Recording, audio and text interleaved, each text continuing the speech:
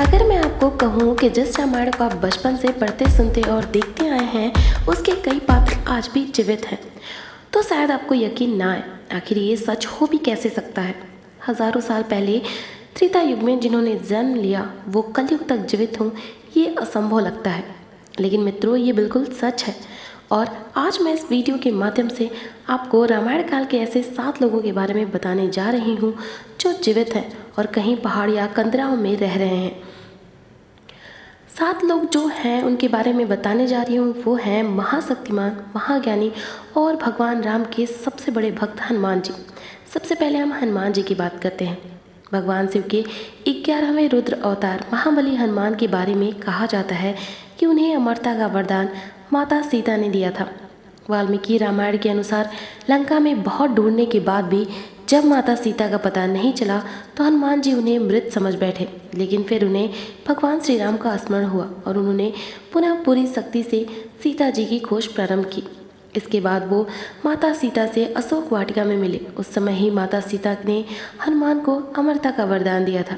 यही कारण है कि रामायण काल में जन्मे भगवान हनुमान सैकड़ों साल बाद न सिर्फ महाभारत काल में जिंदा थे बल्कि आज भी जिंदा हैं और हिमालय के जंगलों में रहते हैं। दूसरे नंबर पे बात करें विभीषण जी। हनुमान जी के अलावा रावण के अनुज विभीषण को भी अजर अमर रहने का वरदान मिला है। हमारे हिंदू धर्म ग्रंथों के अनुसार रावण वध के बाद श्री राम ने विभीषण को लंका का राजा घोषित कर दिया, राज्याभिषेक किया था। इसके अलावा भगवान ने विभीषण पर कई और कृपाएं भी बरसाई थी।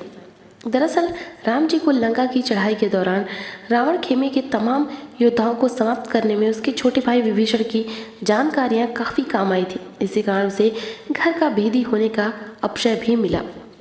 माना जाता है कि भगवान राम की जीत विभीषण बिना संभव नहीं थी और यही कारण था कि राम जी ने विभीषण को लंका नरेश बनाने के साथ अजर अमर होने का वरदान भी दिया था। मित्रों, विभीषण सप्त चिरंजीवियों में से एक है और अभी तक इस संसार में सशरीर विद्यमान है। तीसरे हैं काकभुसुंडी।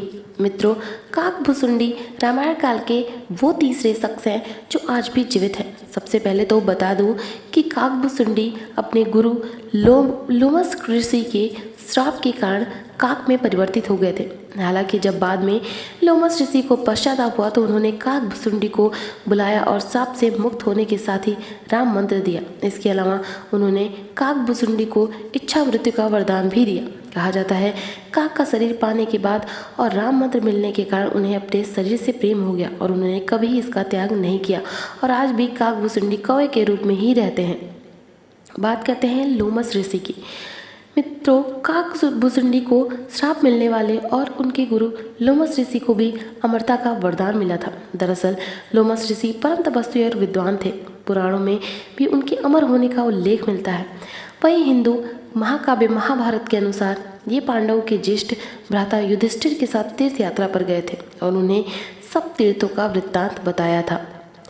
यहाँ पर यह भी बता दूं कि लोमस ऋषि को अमर होने का वरदान भगवान शिव ने दिया था, जिसके अनुसार लोमस ऋषि की मृत्यु उनकी इच्छा के अनुसार ही हो सकती है। कहा जाता है आज भी लोमस ऋषि सशरीर जीवित हैं और कहीं दूर पहाड़ियों पर निवास करते हैं। सबसे लास्ट में और आखिरी में बात करते हैं जामवंत जी के बारे में। विभीषण के अलावा अग्नि के पुत्र जामवंत को भी भगवान श्री राम ने सदा जीवित रहने का वरदान दिया था। माना जाता है कि देवासुर संग्राम में देवताओं की सहायता के लिए जामवंत का जन्म अग्नि के पुत्र के रूप में हुआ था। उनकी माता एक गंधर्व कन्या थी और सतयुग में जामवंत का जन्म हुआ था। जामवंत ने अपने सामने ही भगवान श्री विष्णु का वामन अवतार देखा था। यही नहीं, वो राजा बलि के काल भी थे। अब बात करेंगे मुचुकुंद की। मानधाता के पुत्र मुचुकुंद त्रेता युग में इक्ष्वाकु वंश के राजा थे और मुचुकुंद की पुत्री का नाम शशिभागा था। हिंदू धर्म ग्रंथों में मिलने वाली एक कथा के अनुसार एक बार देवताओं के बुलावे पर देवता और दानवों की लड़ाई में मुचुकुंद ने देवताओं का साथ दिया था, जिसके चलते देवता जीत गए थे। जीत से प्रसन्न होकर देवराज इंद्र ने मुचुकुंद से वर मांगने को कहा, जिस पर उन्होंने वापस पृथ्वी लोक जाने की इच्छा व्यक्त की। कहते हैं तब इंद्र ने उन्हें बताया कि पृथ्वी पर और देवलोक में समय का बहुत अंतर है, जिस कारण अब वो समय नहीं रहा और सब बंधु मर चुके हैं, उनके वंश का कोई नहीं बचा।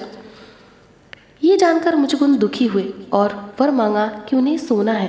तब इंद्र ने वरदान दिया कि किसी निर्जन स्थान पर सो जाइए और यदि उन्हें उठाएगा कोई तो मुचुकुंद की दृष्टि पड़ते ही वो भस्म हो जाएगा। और आज तक मुचुकुंद कहीं गहरी नींद में सोए हुए हैं।